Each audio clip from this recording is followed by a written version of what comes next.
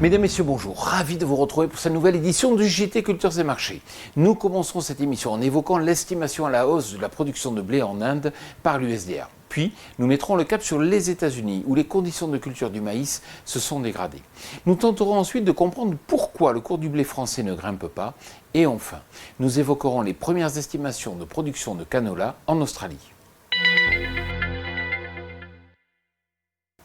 Le dernier rapport USDA du 11 juin a revu à la hausse la production de blé en Inde à 107 millions de tonnes, soit un niveau record.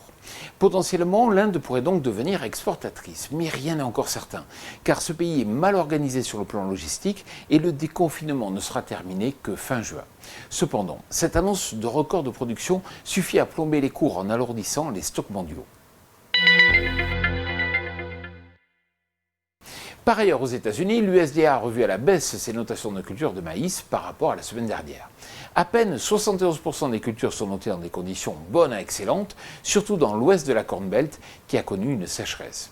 La période de semis des maïs aux États-Unis est actuellement terminée et nous entrons donc dans une période que l'on qualifie de risque climatique qui durera jusqu'en septembre. Désormais, tout dépendra de la météo. Vous le savez certainement, le cours du blé a perdu près de 9 € par tonne en l'espace de 4 semaines, malgré des rendements pour le moins incertains dans l'hémisphère nord. En fait, cette baisse est liée à la hausse de la parité euro-dollar. Pourquoi ?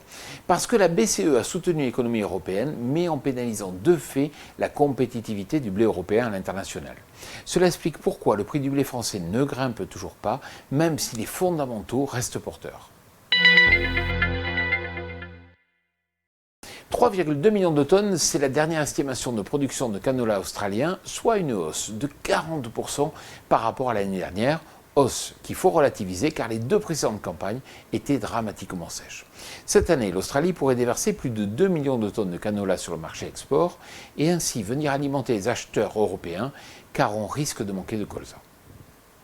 Alors comme je vous le dis chaque semaine, si vous recevez un email qui vous informe de la mise en ligne de ce JT, bien sûr, n'hésitez pas à le transférer à tous vos collègues, à tous vos amis. Voilà, le JT Culture Marché est terminé. Je vous souhaite bien sûr d'excellentes moissons pour ceux qui vont commencer. Et puis je vous dis à la semaine prochaine.